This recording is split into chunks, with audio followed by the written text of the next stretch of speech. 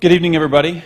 Welcome to the John F. Kennedy Jr. Forum here at the Harvard Kennedy School. My name is Trey Grayson. I'm the director of the Institute of Politics. We're so excited to see such a big crowd tonight for this exciting topic. I'm really pleased to introduce one of tonight's co-moderators, the new co-director of the Center for Public Leadership, Max Bazerman. He's the Strauss Professor of Business Administration, has spent time both across the river at the business school as well as at the Kennedy School, and we're glad to have him on our side of the river a little bit more. So please join me in welcoming Max to the forum.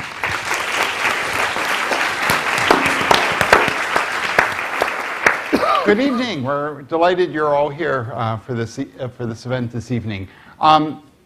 This event is part of the Behavioral Insights Group, which is a research arm of the Center for Public Leadership. And this evening we have an event that I've been really looking forward to. To my left are three amazing colleagues. First, co-moderating with me is Nava Ashraf, who's my colleague from the Negotiations, Organizations, and Markets Unit at the Harvard Business School, and she's also a faculty affiliate at the Poverty Action Lab, the National Bureau of Economic Research, and the Behavioral Insights Group. And our guests this evening, who will be answering the questions, are Dick Thaler and Cass Sunstein. You all know that they're the authors of Nudge. You can read all about them. But it's pretty amazing to have perhaps the world's foremost behavioral economist and the world's foremost legal scholar in the room with us at the same time. So this is really a phenomenal opportunity, and we're delighted that you're here with us. So to get us started, I want to go back to something I read in the acknowledgement section of your book, where you talk about having lunch at a restaurant called Noodles, which I honestly know nothing about. Can you take us back to that time and tell us what you thought you were up to, and whether where we are is what you thought you were writing when you were discussing that book? Tell the story of how. So I gave a talk on Save More Tomorrow, which is a program to help people save by getting them to commit to saving more tomorrow. That's thus the name. And I gave a talk on this over at the economics department. And it was a conference. My discussant was a guy called Casey Mulligan, who is a hardcore Chicago school economist. And so the talk showed that we had sort of been able to get people to quadruple their saving rates in a few years. And Casey was sort of sputtering. And at the end, he said, well, but isn't this paternalism?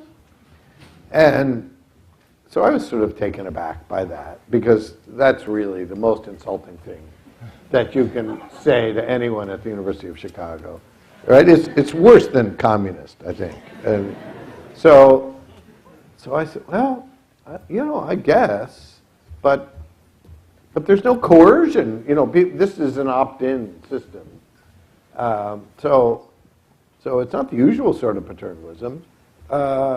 It's some other kind. I don't know. Maybe we could call it libertarian paternalism.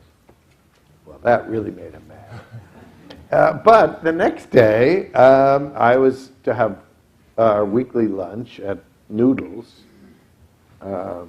Cass's favorite restaurant. And I said, Cass, I came up with an interesting phrase yesterday, that maybe we could think about. And of course, Cass's immediate reaction was, well, we ought to write a book. Because, Cass writes books. So, one thing led to another. But I feel like saying Governor Romney, but you didn't answer my question. You told me I didn't have to. I was interested in what you were thinking about when you were starting this out. Did you think that you were creating an architecture that was going to create the bit unit? Okay, so the libertarian paternalism idea was originally a short article in the American Economic Review, Papers and Proceedings, and a short article in the University of Chicago Law Review. Short is relative here as elsewhere, maybe 5 pages in the American Economic Review and maybe 50 in the University of Chicago Law Review, both really short. You can guess who wrote which of these. And so those 2 articles, I think what we thought was there's an idea here that grew out of the exchange thus described, which was generalizable and of interest in multiple domains. The fact that it took off in the way it did, I certainly didn't anticipate, and the clue, point for the University of Chicago, was we had market evidence, which is that it was a working paper before it was actually published on some website, and it got like a lot of downloads. Now, of course, you didn't have to pay to download it, so it's not a perfect market test. Nonetheless, to print requires action. The default is not printing. And so when we saw the downloads, we thought, maybe there's a book here. I think the fact that it ended up having the kind of traction that it did, I at least didn't anticipate, and the idea was it was a really interesting idea that would apply in a lot of domains that maybe we couldn't come close to thinking about. So that's very helpful. So I want to go back in time to when I started doing behavioral decision research, studying decision biases. I think it's clear that the hope of early decision bias researchers was that we were going to then figure out how to debias human judgment, which ended up being a path that just didn't work out. We don't know how to debias intuition. And you came up with a very different framework, which is to basically take advantage of what we know about human intuition and design systems that will lead to more rational or more societally beneficial decisions. But now there's lots of people all over the world who are using this structure to intervene. How are they doing? Are you comfortable? Clearly a lot's going on, but are you comfortable with the interventions? Are you comfortable with the diffusion? What caveats do you have? Where is it working? Where is it not working? Well, I'm very comfortable with it. The interventions usually have the virtue that if they're not ideal, they're not really harmful. That's usually the virtue. And if they work, they can have a really big payoff. So there's stuff happening all over the world. Dick mentioned Save More Tomorrow, which is having big, and so far as we can tell, beneficial impacts.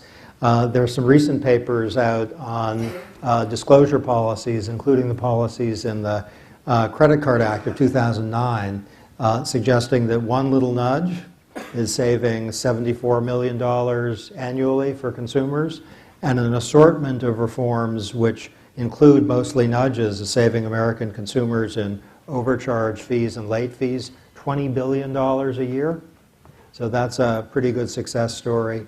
The success stories are proliferating. With respect to default rules, they range from the large, as in automatic enrollment and automatic escalation for savings, to the littler but meaningful, like an automatic double-sided default for printing, which is having a very big impact in saving institutions. I'm looking at the dean here. I don't know what your default is for printing. Saving institutions money and also having a not trivial environmental benefit.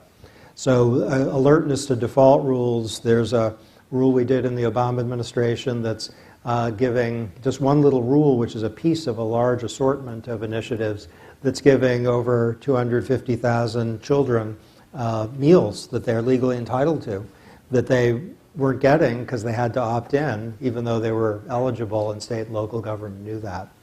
So these are tales of beneficial impacts, and while a manipulative person can certainly use defaults or nudges for bad, at least in democratic countries, we're not seeing that. Yeah, I mean, let me elaborate on that a little bit. I think it's certain that not every exciting finding that gets reported will be replicated all around the world. For sure that won't happen. It's likely that the most impressive findings will shrink when they're replicated, because that's statistics. And some stuff just won't replicate at all. But the thing about what's going on in the UK that I'm proudest of is not so much necessarily the behavioral insights, but the culture that everything we do, we're going to test. And if we could just get that idea across, that if we want to try something, we should see if it works. And so, I think that if we do that, and there are lots of people looking over everyone's shoulders, eventually we'll sort out what works and what doesn't. And the biggest test of automatic enrollment is the UK just launched something that's been in the works for 12 years, which is essentially a new national 401k plan.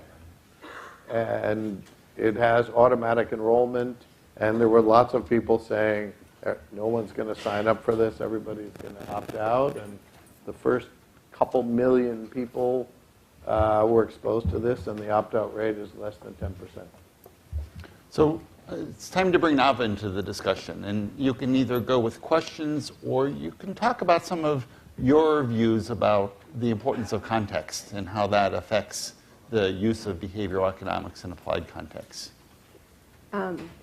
So actually, I want to go back to this sort of the culture of experimentation that you were talking about, because as we think about the findings that are, say, robust in the lab, like sunk cost or crowd out, that seem to not replicate a lot of times when we try to take them to the field. Or we try to put them in different contexts, we try to design things in different cultures, and it really depends very much on certain situations. That culture of experimentation seems critical as a way of solving this. But the other part of it is the deeper and subtle understanding of the science behind it. So of course, a lot of the people who have been involved in this have been people who've studied this extensively. How do you see, when you're thinking about going forward and bringing this to scale and increasing amounts of governments all over the world having nudge units, for example, how do you see that science, that deep understanding of the subtle science, making its way into the culture along with the culture of experimentation? I'm not convinced that you need deep understanding of science. Danny Kahneman, and I'm entitled to speak for him since I just substituted for him the last hour, so I am Danny Kahneman. He always says that, we argue about, he says there's no psychology in nudge, and I claim there's first grade psychology. But there's certainly no deep psychology. And I don't think that, I'm all for people having a deep understanding of psychology, but nothing that we've done or you've done, as far as I know, has involved a deep understanding of psychology. The deep understanding is if you make something easier, people are more likely to do it. And that price is not the only thing that matters. Now, you can go a long way with those two things. Now, that's not to say that, if you had Danny Kahneman in every meeting, that he wouldn't improve the discussion. I think the bigger problem. So I was at I told Cass about this. I was at a meeting a couple weeks ago at 10 Downing Street, and the amazing thing was there were 14 representatives of departments, different agencies, each of which had created their own behavioral insight team. Now, so that's the good news. Were all the ideas they presented great? No. And I think the biggest trap is you sort of get a list of the behavioral tricks, defaults, and social norms, and blah, blah, blah, and you have some problem, and you tick off the list. And the lecture I ended up giving at the end of this meeting is start with the problem. Try and understand what the problem is, what you're trying to solve, and then think about what the barriers. But I'm not so worried about deep understanding of social science. But that's a deep understanding of being able to listen and understand the context, understand the end user, understand the person on the other side, right? It maybe doesn't require a deep understanding of psychology, but it requires a willingness to engage in that process. And I think that that's exactly what I was trying to get at, is when you think about, here are the top 10 things that you can do as a nudger or as a choice architect, and you want to have a generation of people who are becoming choice architects or behavioral economics engineers, the challenge is precisely that. How do we go beyond the list? Well, I think what Dick said something very important. So we're at the Kennedy School, which is a problem-solving institution. And when I went into government, if my first words or first weeks I said, it's studied behavioral economics, nudges can be effective, it's really time for that, I think some people would have said it's really time for you to go back to Harvard. But that's not the right approach.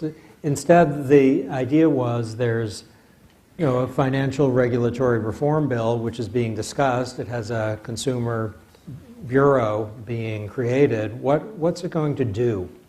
And insofar as it's focused on disclosure, what kinds of disclosure should it think about requiring that'll actually help? So that would be a problem-up approach. Or there's an obesity challenge, a very serious one in the United States. You can think of any number of standard economic responses to that problem, or you can think of approaches that maybe would work, including cafeteria design and reminders and various things that might have an impact that are behaviorally informed. If you go over the Affordable Care Act, there's a lot of talk about mandates and requirements, but there's a lot of nudging in it in the form of disclosure requirements and things that are supposed to make markets work better. The credit card reform problem is overcharges, and how do you get consumers to protect themselves against that? With respect to telephone payments, they're often on cell phones. People experience bill shock, where they went over, they didn't know they were going over. You may have found recently, if you're going over, you're notified of that. Has that happened to you? Happened to me.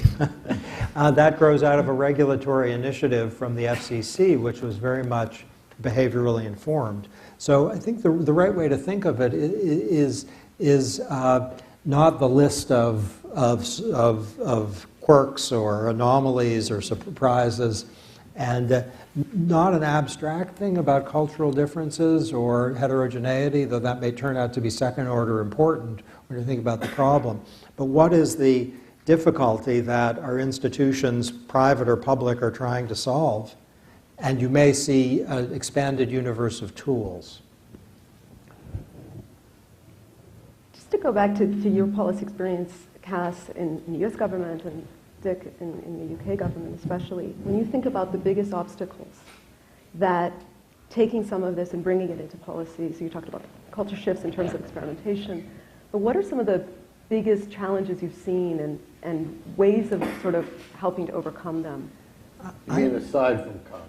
Aside from, yes, there are some major challenges, but in general, we have challenges with bringing anything that's sort of evidence-based decision-making into practice. And within the Obama administration, I did not find serious obstacles. There's something called the food pyramid, which was the icon, and it was changed in favor of a food plate, which is much simpler and more intuitive. And people wanted the thing to be helpful. So I think an obstacle would have been if I talked in abstract, or if others had talked in abstract theoretical terms. That's just not the currency. Or to talk about empirical findings for more than a minute. But to focus on what can be done so that when consumers are facing credit card bills that are going out of sight, they can protect themselves. And then people in government are smart, so they'll think, if you do that, what will be the unintended consequence? Will it create an increase in annual fees? Will interest rates jump? They have the standard repertoire of economic concerns, and then the testing point turns out to be crucial. I think the obstacles I'd point to, and I think that really should be a footnote, it's an opportunity. It's a fantastic opportunity, both in public and private institutions, charities, corporations. I had an opportunity to meet a high-level official at McDonald's the other day, and McDonald's, isn't completely perfect in terms of healthy diet, but they're doing a lot of stuff which has choice architecture ingredients in it. So the opportunities are really as high as you could imagine. In terms of obstacles, I'd refer to two things, I guess. One is time, and the other is really related, and the other is testing. So people are very busy in government. They have a lot of stuff to do. And to focus on X is always at the expense of Y and Z and A, B, C, D, E. So the Mullinahan-Shafir book is highly relevant. There's a bandwidth issue. And that's relevant to the testing issue. So Dick is completely right about the importance, and it deserves a headline, of advanced testing of things. And in the US, there's much more emphasis on that than there was 5 years ago. But if you have a disclosure requirement that Congress has asked you to go forward with by a date certain, to have a randomized trial in advance, you might just not have the time to do it. So the kind of advanced nailing of the problems sometimes isn't feasible on a tight timeline. Maybe I can actually share, because there's an example that might be interesting here as we think about bringing this into policy, and part of the reason I brought up the question. So a couple days ago, I just got back from Zambia, and we had done, in order to make the things move into policy quicker, we have done experiments together with the government that are nationwide. And the experiment we did, we asked the question they wanted to, which is how do they recruit civil servants for the government in a new cadre of civil service that they were doing, and how you find more pro-socially oriented people who want to serve the community, and what's the effect of making salient in posters and adverts a career incentive versus a serve your community incentive. Is that actually going to draw in different people? So this is a complete salience type of argument, right? Half of the country, basically half of the districts, we had in one poster, half of the districts in the other poster, and we find a particular result, that it draws in a very different cadre of people, and they have very different performance a year afterwards. So now, so I was meeting with the Minister of Health, and I say, okay, here are our results, and he says, that's great, let's do this poster that works. Right? So we all did this thing together, let's do the poster that works. And so we go to try to implement it. Now they have a group that are going to implement it. And I find the poster that's about to go out to print. And they say, well, we just made a few tweaks on your poster. We used the poster, we just made a few tweaks. And I said, actually, the point of the research was that those tweaks can really matter in the types of people who show up and the performance, that the health outcomes that they're actually implementing in the field, right? And so there are so many steps, even in a situation where you're deeply collaborating on the question and the implementation. How do we, when Dick, you were talking about the people who are watching over, having those people watch over. How do we create systems? How do we, each of us in this room or other places, be part of a system that allows and facilitates this to actually happen? I think one misconception is that this is peculiar to government. I think my experience is exactly the same is true in business. That very few businesses are open to experimentation unless they're in a very specific, so if you're doing direct mail advertising, that's your life. If you're, if you're Google and you're trying to get people to pay attention to ads, again, you're living through experimentation.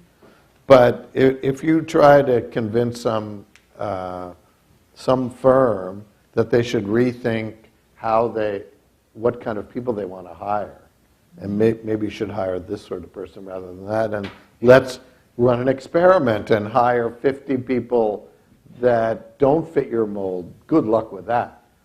So I think that's a universal problem, Yeah. and not everyone respects data and research. One thing that I think your question suggests that's very important is that choice architecture is needed for choice architects. So a constitution is like a large-scale choice architecture. And you could have, with respect to things like what you're describing, a choice architecture that's a safeguard. So the office that I was privileged to head in the first term of the Obama administration is really a convener of an interagency process that oversees all significant regulations. So if there's a test that shows this poster works and this doesn't, the regulation had better incorporate the finding, or someone of the numerous eyes that go over the text before it's finalized is going to find out there's a mistake. So if you can create a culture in which the empirical stuff is properly translated into requirements, then probably those bad things won't happen. But yeah, you also have to somehow incorporate opportunities for learning. Yes.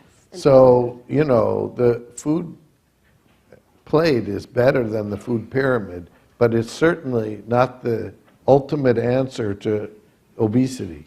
And we somehow need to have laws, and God knows Obamacare is not perfect. It's not the apocalypse, and it's not perfect.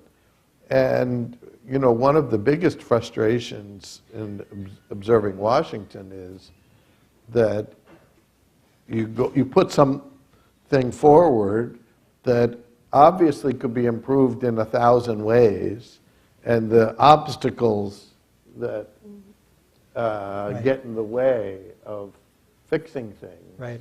I think it's probably the most important structural initiative in the last 4 years. I wonder how many of you have even heard of it. It's part of Executive Order 13563. Oh, that's one of my favorites. Who could resist? It's like a poem, doesn't it? The very title. And the operative section is called retrospective analysis.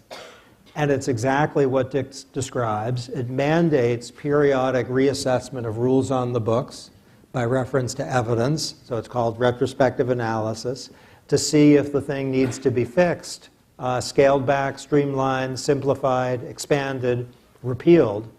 And that is, so we've talked about several different things. One is nudges. Another is careful ex-ante analysis, as through randomized trials. And a third, which we're now talking about, is retrospective analysis of things that have been in place. And actually, billions of dollars in regulatory costs have been eliminated by virtue of the operation of retrospective analysis. And it doesn't have, I think, quite the intellectual excitement of the ideas of libertarian paternalism and choice architecture, the idea of ex post assessment, but in terms of the operation of actual human lives, like whether kids are getting food and whether small businesses are getting hammered, it has a big potential payoff. But given how much experimentation is happening around the world, it seems like there's got to be a way to make sure that the knowledge that's generated through that process is fed back into, even as other people think about new ideas that need to come out, or new nudges, or new ways of understanding. It'd be a shame if all of that experimentation that is happening and the knowledge that's being generated actually doesn't feed back. Well, I agree with that, and we need we need opportunities for convening and for publishing. I mean, there's a new journal that Greg Fox has helped start that I think, what's it called? Behavioral Science and Public Policy or something. That's Close to that. something very close to that. And one of the things I've urged Greg is to make sure that that won't be a journal that's limited to academics. That you want the people in these agencies all around the world to be able to report the findings of their research, and maybe they didn't do it in a way that would get it accepted at the American Economic Review, but they did something and we can learn from that, and somebody else can replicate it and maybe do the tests better. But there's all this stuff going on. We have to make sure we have a way of disseminating. A little example for you that it involves something of great importance, social and intellectual, which is the social cost of carbon. To issue a regulation, it's critical to know what the social cost of a ton of carbon emissions are.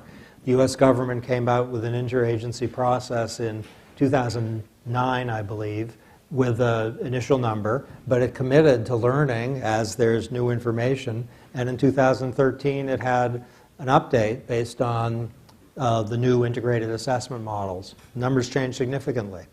So this is completely doable.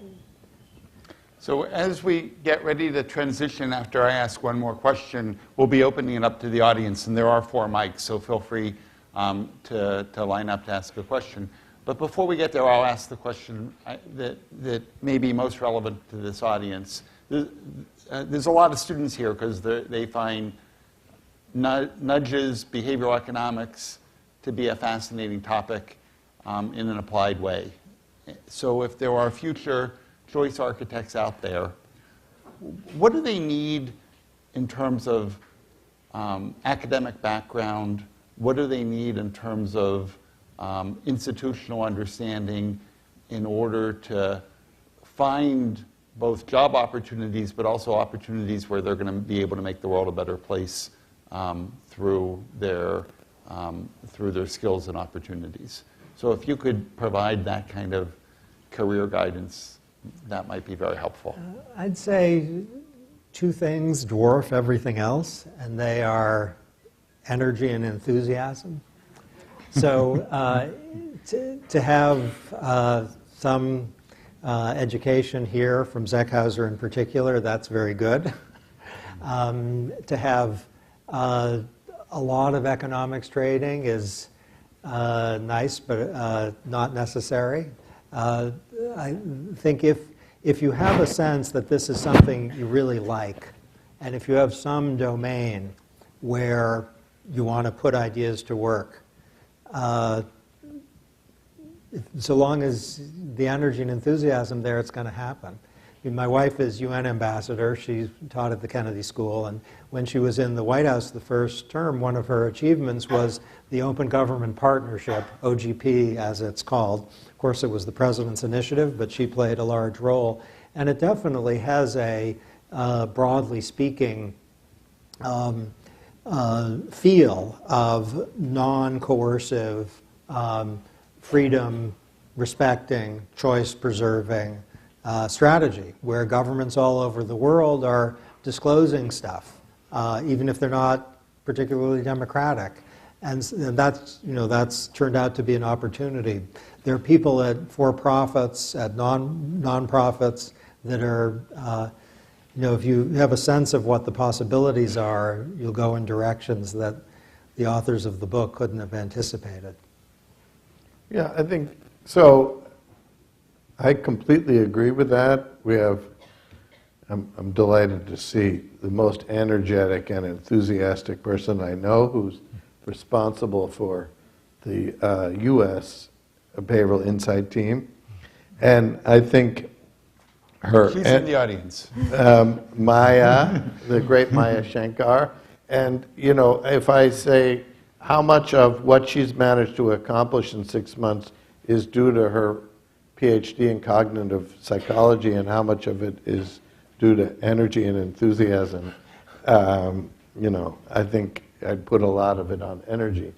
Now, but the team that she's creating and the teams that will be created around the world will need different sorts of tools. So you need to know people who know how to do randomized trials. You need to have people who have the statistical training to evaluate those.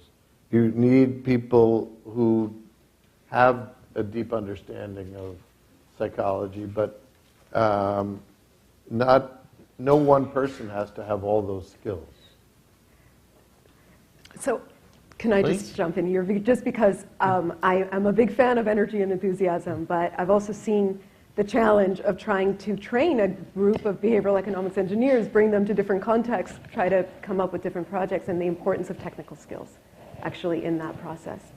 And having that there both on the experimenting side and on the structure of your thinking in terms of economics and psychology. Yeah, they're not sufficient. I mean, if you have energy and enthusiasm, but if what you really like is tennis, and then you're not going to do much with behavioral economics. So, yeah, so, I mean, clearly we need both, and any successful team will have some people with strong technical skills, some people with strong psychological skills, but they're all you're going to need strong interpersonal skills too. If you go in to talk to some head of some agency and you start lecturing them on this is the way you ought to be doing things, and here are the really cool things I know that you don't know, and you'll do your job a lot better if you know them, that will be a one-time meeting. And Nava, you teach an MBA course that's open to the rest of the university. What's your response to what you need to train? Actually, exactly that. The intellectual humility and the ability to listen to the other side as the number one most important thing, which allows you to see the end user and understand the decision-making process that could allow you to design the choice architecture, and gives you the political economy skills to actually put the insights into action. Right. Microphones are open.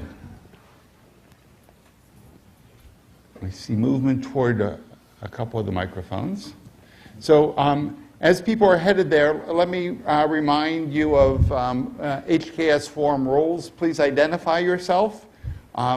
Please ask a short question, and question marks have a question mark. Questions have a question mark at the end of them, and only one question per person. So up there.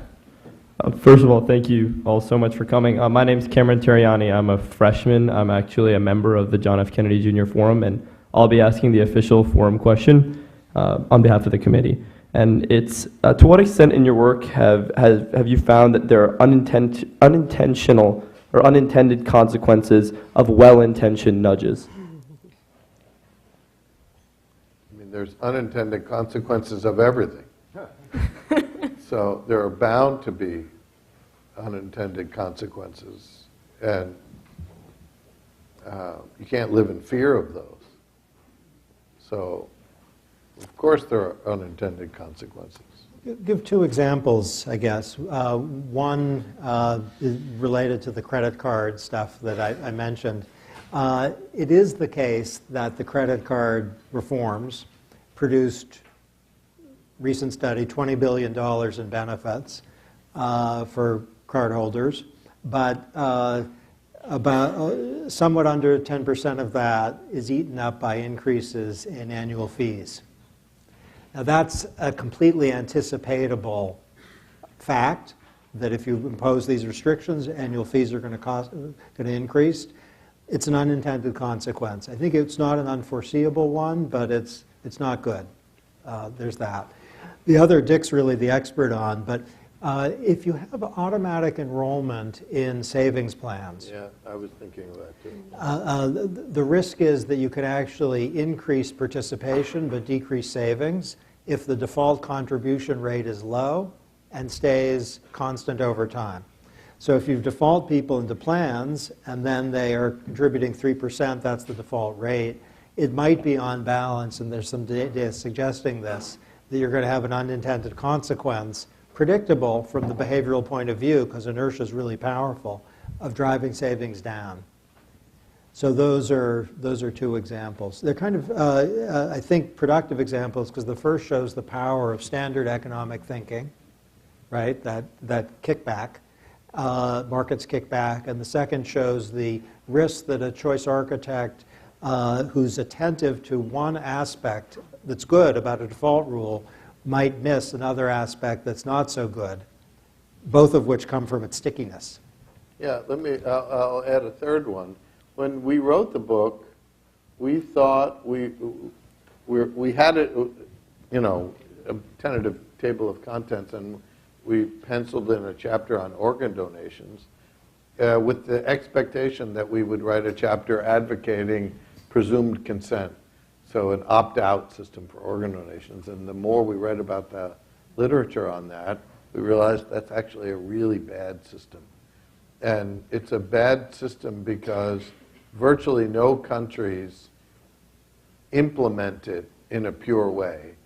The doctors end up still asking family members for permission, and in a presumed consent environment, the family members have no idea what the donor's wishes are. All the donor did was fail to opt out, which doesn't signify much.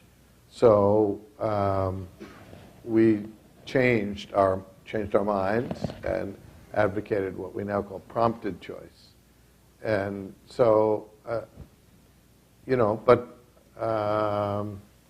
I can tell you then, when we implemented that in the UK, and Gordon Brown had wanted to do presumed consent, and there was a lot of complaining. So the very first thing we did in the UK was implement this presumed consent, or prompted choice. But then some lawyer at some motor vehicle department decided that it's really important that after you've been asked, do you want to be an organ donor, you're shown a very long list of organs and asked for each one of those, would you like to donate that? And that had a very big unintended consequence. And I'm ready to wring that lawyer's neck, but cooler heads are prevailing. And so, yes, it's a great question. Thank you. Up front.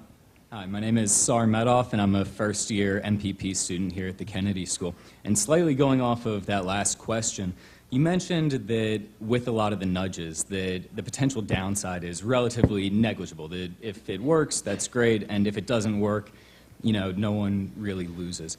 Would you say that the same is true when you have amateur choice architects, when you have someone who's read the book and thinks it's a fantastic idea and something they'd like to bring to their organization, but maybe they don't have the resources to create an entire behavioral insights team? Do you think that the risks of amateur choice architecture are as negligible as when it's instituted on, say, a government level? I'm thinking I'm sure the answer is yes, but I'm thinking what would be the examples. If you have someone who has the equivalent of inserting a not in every sentence. So they say, well, I want to use a default rule that's going to save the organization money, and they're like opposites day.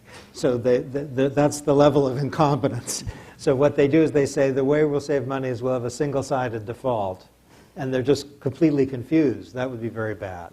Or you could have someone who's malevolent, probably be hurt in the market if the market's functioning well, but you could have someone who's an amateur from the ethical point of view, though not from the competence point of view, who says, I'm going to really trap consumers in various ways because I'll use small print to enroll them in something where their credit card is charged $50 a month and they won't know until it's too late, and I will have gotten the money.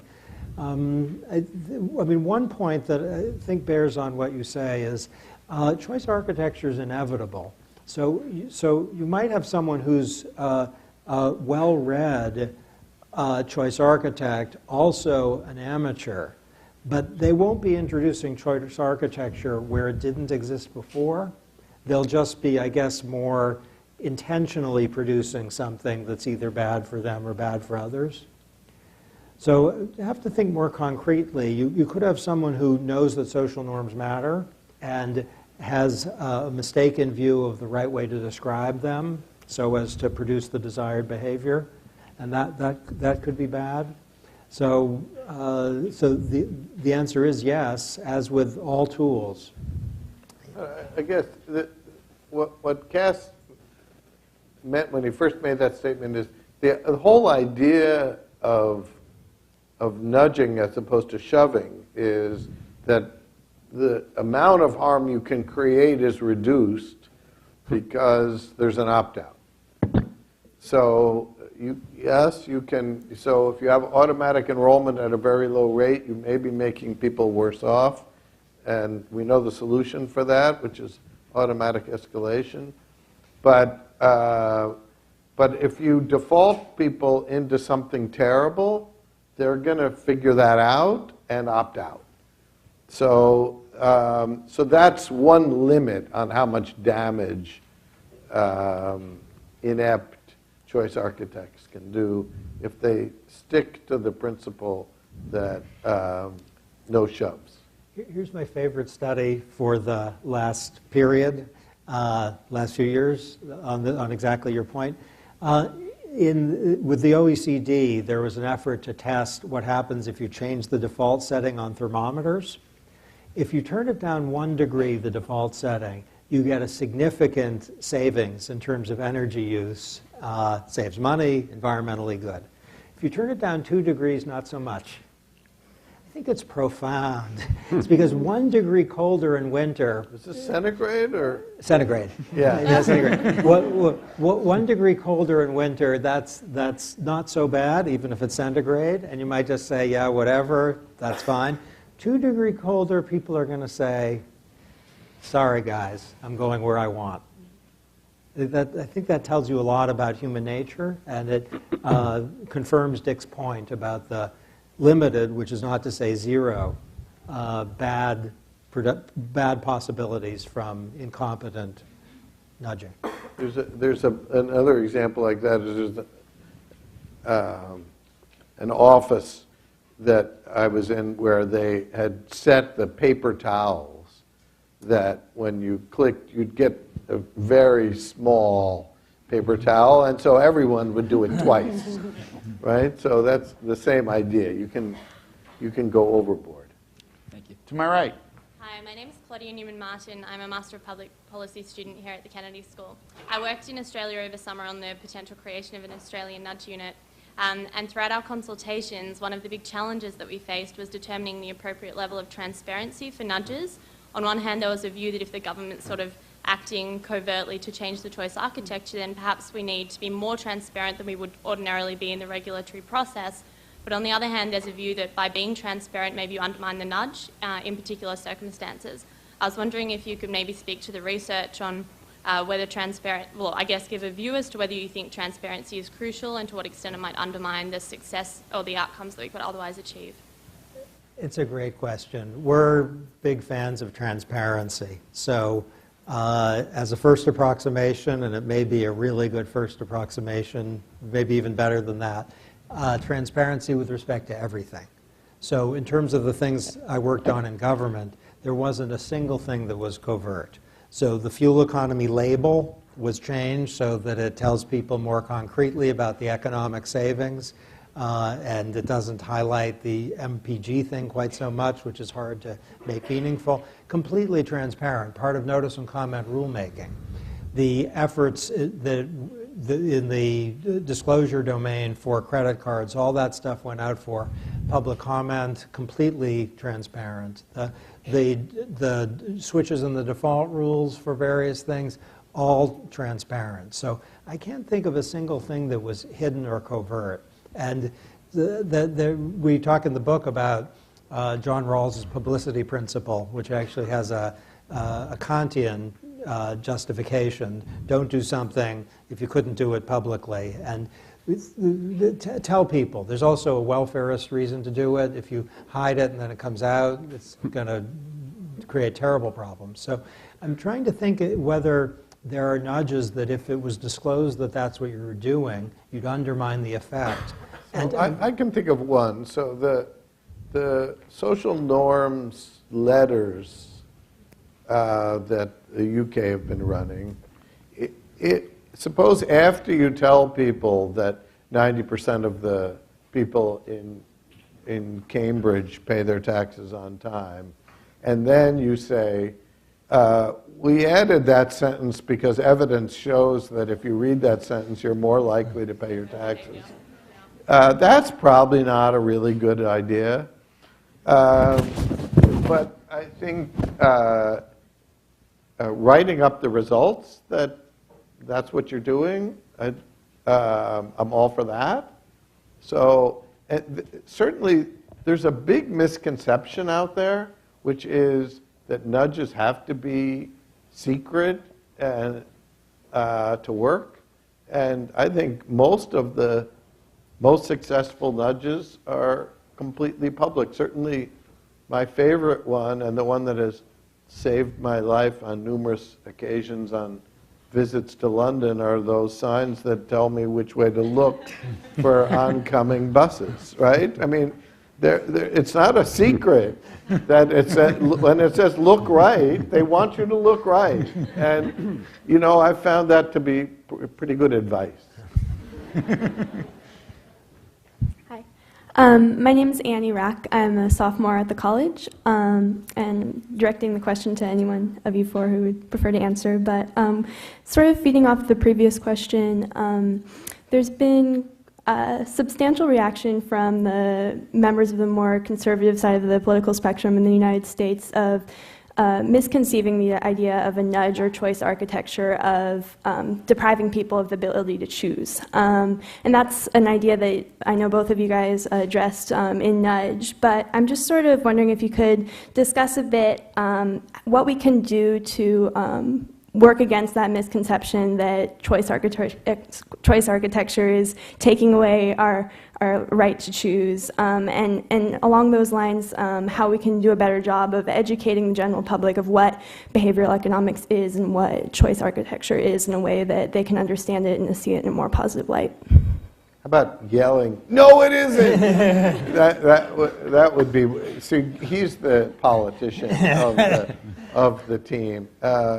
So yeah, this is unbelievably frustrating to read that, you know, what these guys want to do is reduce your choices, when the whole point of the book was to say, how far can we go if we tie one hand behind our back and say we're going to devise policies that don't reduce choices?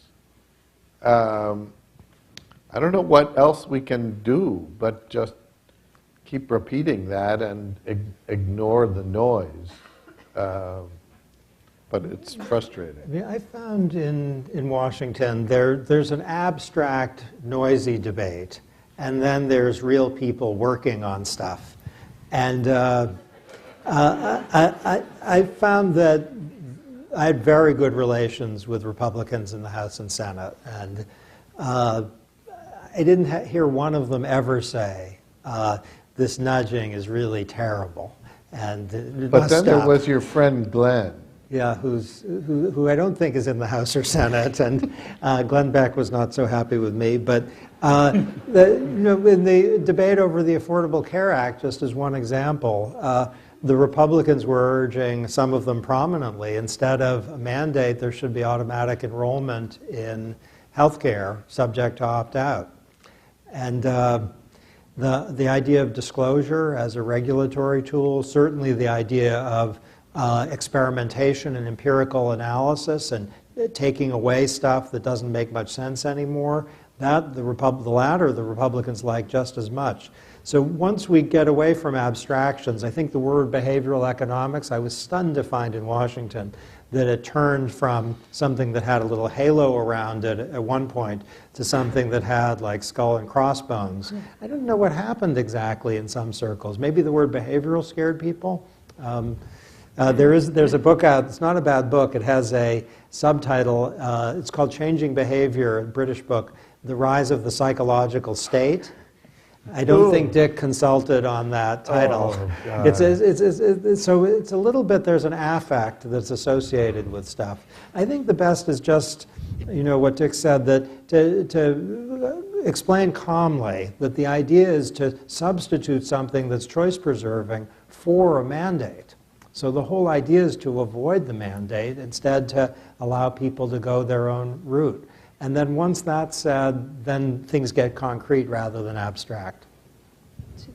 Please. To the extent that, that you can, it's about offering products in a marketplace, for example, you can use willingness to pay as a way of indicating what people's demands are, because people have an idea of what they think someone should want, but in fact they're showing that they want something else. We faced, when we were designing a commitment savings product, we faced a lot of criticism from people who said, I can't believe you're taking money away from poor people, because what we were doing was to provide a choice that you could actually use this product. But once actually all those people saw the data of who was choosing that, who was voluntarily electing to do that, and then what happened to their savings, that changed that dialogue. Steve Helfer, Harvard Law School Library. Poor people tend to smoke at much higher rates than other Americans, and health officials have acknowledged that high tobacco taxes have failed to reduce smoking rates among the poor. If these taxes further impoverish, for example, in New York City, the tax on a package of cigarettes is $8.50. If they further impoverish poor people, would you say these taxes have more of a harmful effect than a beneficial effect, particularly weighing the massive generation of funds that the government takes from tobacco? Well, our focus really wasn't on taxes, which is a non-nudge solution. So I can describe a bit the approach that in the Obama administration, at least, on the regulatory side, was emphasized, which was graphic health warnings. A court, I regret this, a court struck down the graphic health warnings on First Amendment grounds, but there's evidence that graphic health warnings have benefits for people in all demographic groups. That's an area where we need to have more data. And the fact that the court's invalidation of the rule, which, as I say, I regret, it did have one feature which is abstractly attractive, which it said you need more data. So the idea of figuring out data about what works and what doesn't in the domain of tobacco, that is extraordinarily important. One little footnote there is that there is data, not with respect to the graphic warnings on packages, but with respect to the graphic warning campaign that the CDC has engaged in. And I'll give a kind of tip of the hat to Tom Frieden, who's the head of the CDC, and I talk to him a lot. He's a wonderful public servant, and he's on top of a wide range of academic material. That set of educational campaigns seems to be having a quite significant effect in reducing smoking. Up front. Hi, my name is Nick Peavy. I am a junior in food science and applied economics at Virginia Tech. And I just wanted to know, where do you think you fall on the spectrum between human and econ?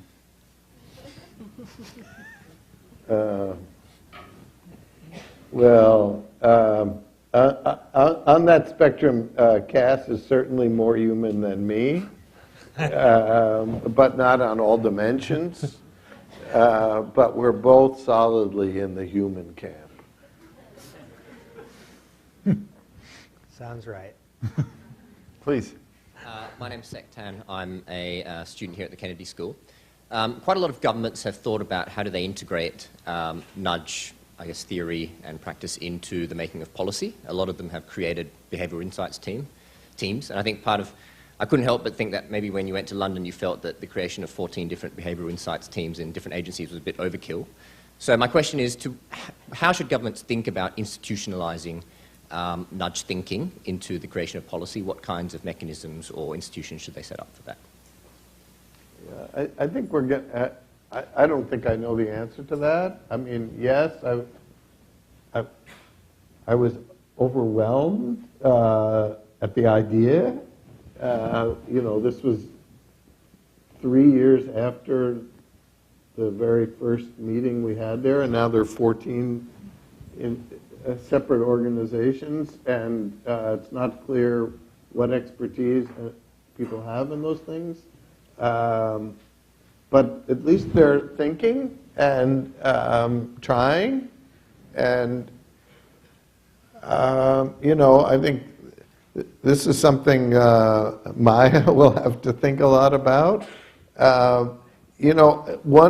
One thing that would be great, so in the team Maya's creating in the US, there's going to be some high-quality academics coming in to provide support, and it would one way you could imagine is that the center team that provides expertise to the teams scattered around, and so that may be one.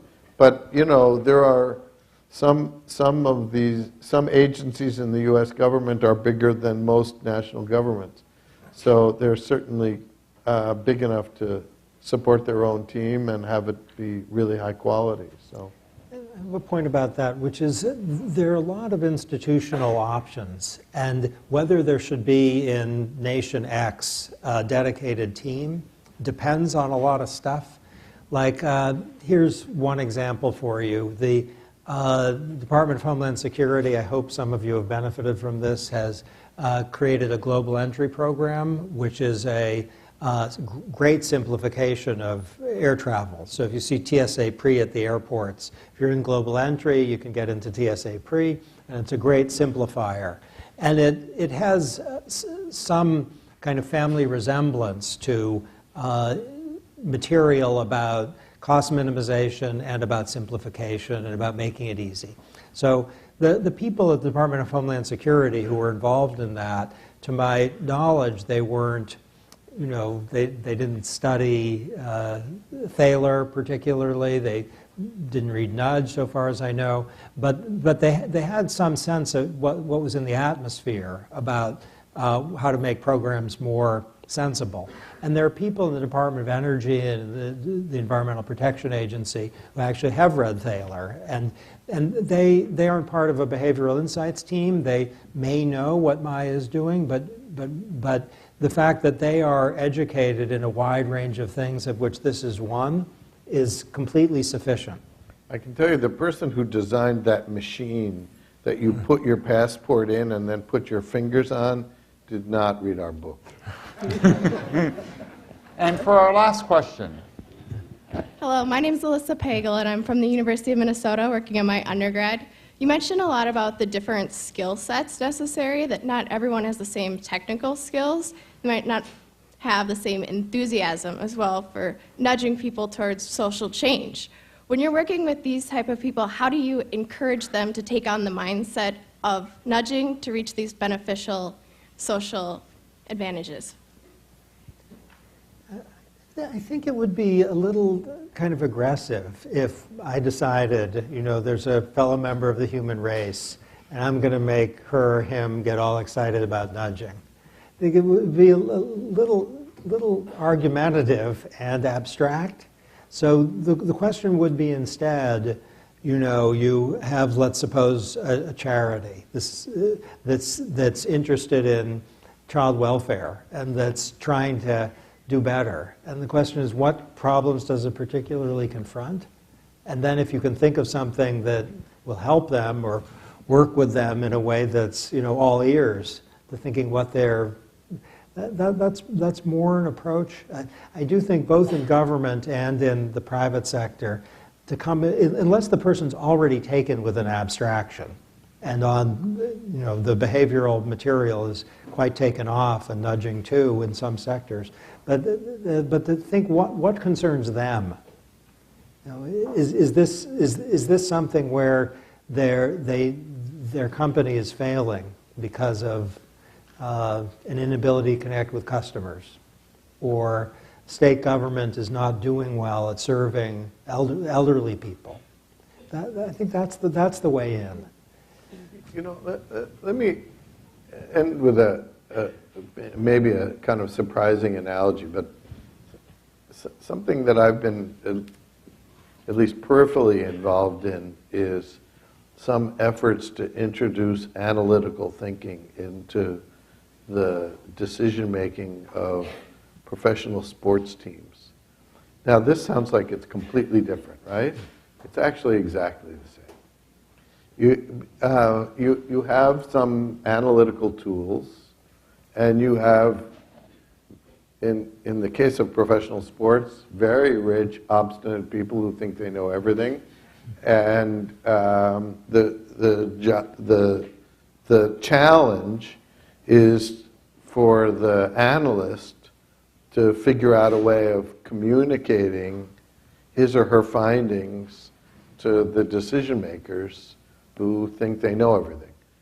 And so I don't think that the challenges of implementing behavioral insights are very different than the challenges in implementing analytical insights or any other new ideas.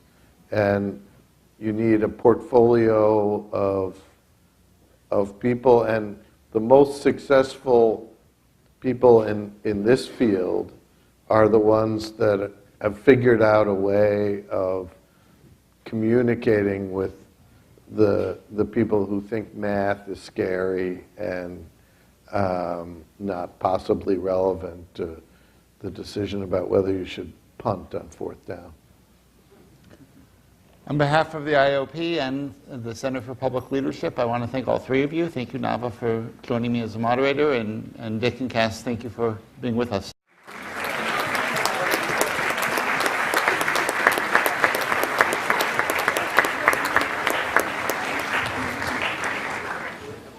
Good evening, everybody. Welcome to the John F. Kennedy Jr. Forum here at the Harvard Kennedy School. My name is Trey Grayson. I'm the director of the Institute of Politics. We're so excited to see such a big crowd tonight for this exciting topic. I'm really pleased to introduce one of tonight's co-moderators, the new co-director of the Center for Public Leadership, Max Bazerman. He's the Strauss Professor of Business Administration, has spent time both across the river at the business school as well as at the Kennedy School. And we're glad to have him on our side of the river a little bit more. So please join me in welcoming Max to the forum.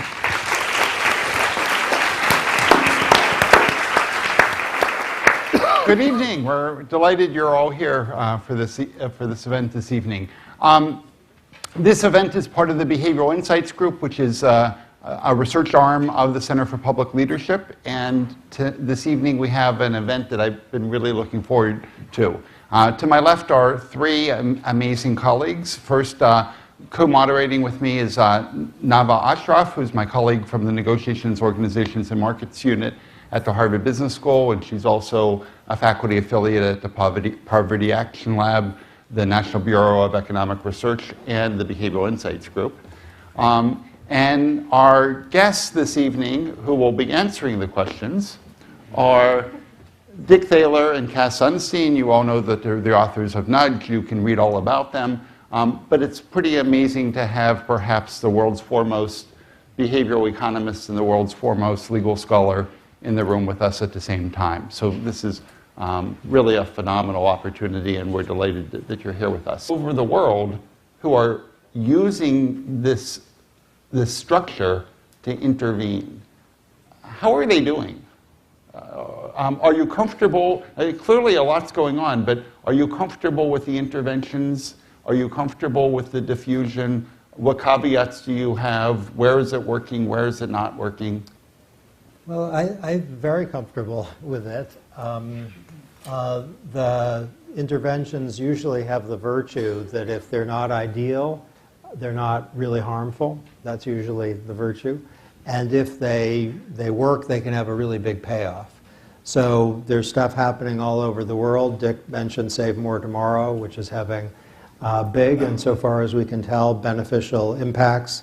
There are some recent papers out on disclosure policies, including the policies in the Credit Card Act of 2009, suggesting that one little nudge is saving $74 million annually for consumers, and an assortment of reforms which include mostly nudges is saving American consumers in overcharge fees and late fees $20 billion a year.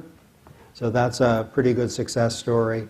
The success stories are proliferating. With respect to default rules, they range from the large, as in automatic enrollment and automatic escalation for savings, to the littler but meaningful, like an automatic double-sided default for printing, which is having a very big impact in saving institutions. I'm looking at the dean here. I don't know what your default is for printing. Saving institutions money and also having a not trivial environmental benefit. So alertness to default rules. So I said, well, you know, I guess, but there's no coercion. You know, this is an opt-in system. So it's not the usual sort of paternalism. It's some other kind. I don't know. Maybe we could call it libertarian paternalism. Well, that really made him mad. But the next day, I was to have our weekly lunch at Noodles, Cass's favorite restaurant. And I said, Cass, you know, I came up with an interesting phrase yesterday. You know, that maybe we could think about it. Of course, Cass's immediate reaction was, well, we ought to write a book. Because, you know, Cass writes books. So, you know, and yeah, one thing led to another. But I feel like saying Governor Romney, but you didn't answer my question. You told me I didn't have to.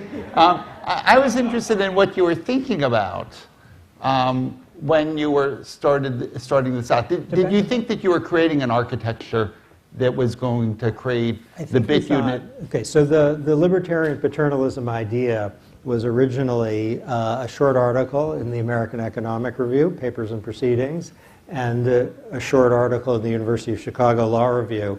Short is relative here as elsewhere, maybe 5 pages in the American Economic Review and maybe 50 in the University of Chicago Law Review, both really short. You can guess who wrote which of these.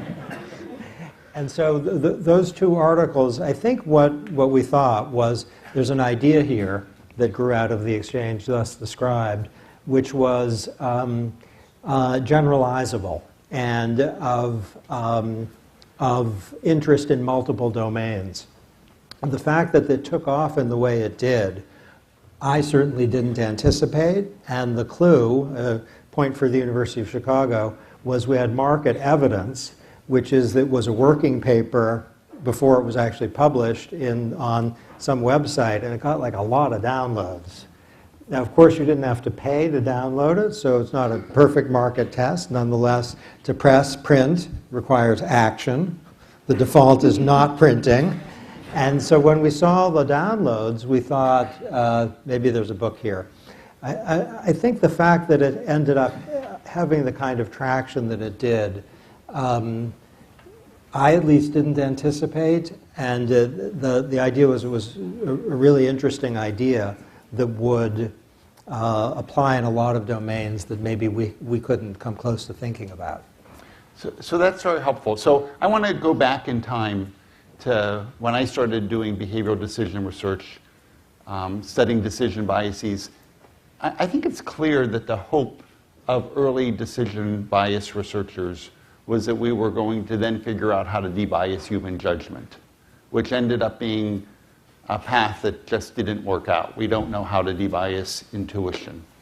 And you came up with a very different framework, which is to basically take advantage of what we know about human intuition and design systems that will lead to more rational or more societally beneficial decisions. But now there's lots of people all over. So to get us started, I want to go back to something I read in the in the acknowledgement section of your book, where you talk about having lunch at a restaurant called Noodles, which I honestly know nothing about. Can you take us back to that time and tell us what you thought you were up to, and whether where we are is what you thought you were writing when you were discussing that book? Tell the story of how. So I gave a talk on Save More Tomorrow, which is a program to help people save by getting them to commit to saving more tomorrow. That's thus the name. And I gave a talk on this over at the economics department. And it was a conference. My discussant was a guy called Casey Mulligan, who is a hardcore Chicago school economist. And so the talk showed that we had sort of been able to get people to quadruple their saving rates in a few years. And Casey was sort of sputtering. And at the end, he said, well, but isn't this paternalism? And so I was sort of taken aback by that, because that's really the most insulting thing that you can say to anyone at the University of Chicago. Right? It's worse than communist, I think. And